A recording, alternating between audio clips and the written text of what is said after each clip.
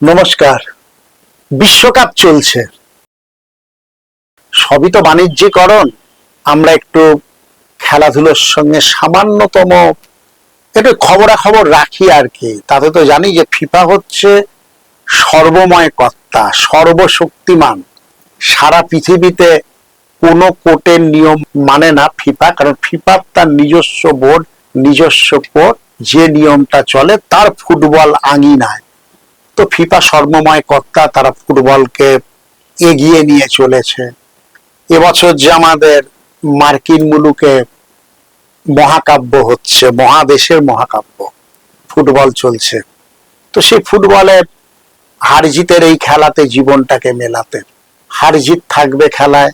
অনেক ক্ষেত্রে বড় টিম হেরে যায়, অনেক ক্ষেত্রে ছোট ছোট টিম কিভাবে এগিয়ে চলে, ফুটবলের আরো স্পর্শে আরো আলোকিত হয়। বিশ্বকাপের মঞ্চ তো প্রত্যেকের নিজেকে প্রকাশ করবার জায়গা, সেই প্রকাশ করবার জায়গাটা দেখতে হবে। এইবার যেটা কথা চলে আসে যে এখন তো সবই বাণিজ্যকরণ, খেলাধুলাও বাণিজ্যকরণ, ফুটবলও বাণিজ্যকরণ।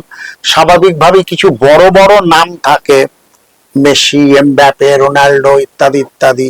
এই বিশ্বকাপে এই নামগুলো যতদিন জিয়ে থাকবে, অর্থাৎ যতদিন এই টিমগুলো জিতবে গ্রুপ লিগে, তারপরে pre quarter final, semifinal, team জিতবে বা ফুটবল জিতবে নয়, এই নামগুলো যতদিন জিতবে, অর্থাৎ এই নামগুলো যে দলের সঙ্গে আছে সেই দলগুলো যতদিন জিতবে, বাণিজ্যকরণটাও আরো শক্তিশালী হবে।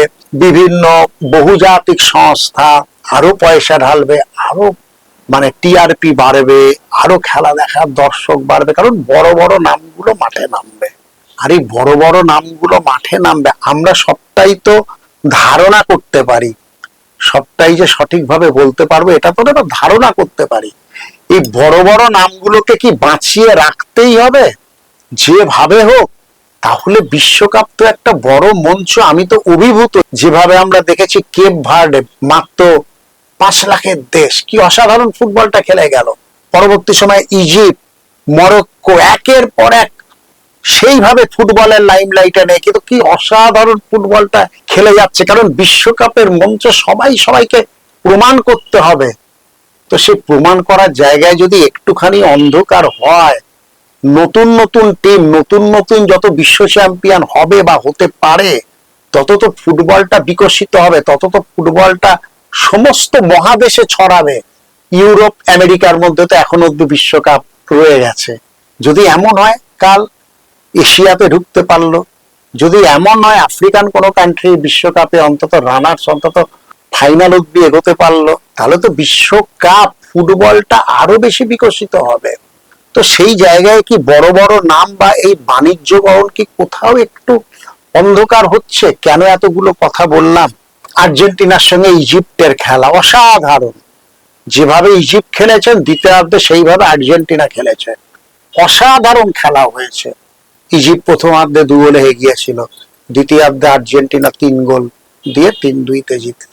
আর সমস্ত ফুটবল দুনিয়ায় কেন প্রশ্ন উঠছে এটা নিয়ে, এবং প্রশ্নের মধ্যে তো কিছু যৌক্তিকতাও থেকে যাচ্ছে। যে পেনাল্টিটা থেকে ইজিপ্ট বঞ্চিত হলো 90 মিনিটের সময়তে, সেটা কি সঠিক? নাকি ইজিপ্ট যেটা মাঝমাঠ থেকে পুরো বলটা নিয়ে গিয়ে গোল করলো, তারপর বলা হলো এটা ফাউল হয়ে আছে আগে থেকে?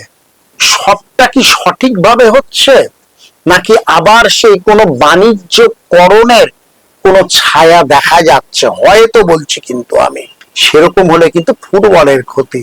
যে বড় নামগুলোকে যেভাবে হোক বিশ্বকাপে রেখে দিতে হবে, এটা বাঞ্ছনীয় নয়। ফিফা তার নিয়মের মধ্যেই তাকে চলতে হবে। ফিফার নিয়ম আছে, তার রুল বুকে দেখুন 10 কত নম্বর রুলে আছে যে রেড কার্ড যদি রেফারি দেখায়, তার পরবর্তী কতগুলো ম্যাচ সেই প্লেয়ারটা খেলতে পারবে না।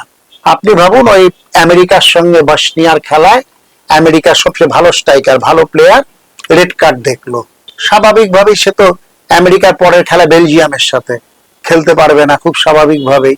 কিন্তু আমেরিকার প্রেসিডেন্টের ফোন এলো, এবং কোনো একটা ফিফা বা তার আইনের আরেকটা বদল এনে কোনো একটা ক্লজে ঢুকে ওই রেড কার্ডধারী প্লেয়ার খেলতে পারবে বেলজিয়ামের সাথে। কে কার দ্বারা নিয়ন্ত্রিত হচ্ছে? ফিফা। সর্বময় কর্তা ফুটবলে। ফুটবলকে ছড়াতে হবে, শুধুমাত্র বাণিজ্যকরণ, শুধুমাত্র বড় বড় নামগুলোকে প্রাসঙ্গিক রাখতে হবে। অনেক ছোট টিম থেকে অনেক আরো আরো অনেক আজকে এশিয়ান, আফ্রিকান, অন্যান্য মহাদেশের আরো অনেক মহাকাব্য, অনেক মেসি, অনেক রোনাল্ডো, অনেক এমবাপে তৈরি হতে পারে যদি আরো নিরপেক্ষতার সঙ্গে ফুটবলটা চলে, বিশ্বকাপটা চলে, অনেক দেশ উঠে আসতে পারে। আসুন, নিশ্চিতভাবে এটা আমাদের ধারণা। আমাদের ধারণা যদি ভুল হয়, ফুটবলের স্বার্থে আমরা তাহলে নিজেদের সংশোধন করে নেবো যে না, ধারণাটা ভুল। আর ধারণাটা যদি সঠিক হয় তাহলে কিন্তু ফুটবলের, বিশ্ব ফুটবলের খুব বিপদ। তাহলে কিন্তু নতুন দেশ, নতুন প্রতিভা উঠে আসবে না। পিছিয়ে পড়া দেশগুলো যেভাবে ফুটবল খেলছে তারাও এগিয়ে আসবে না, উঠে আসবে না।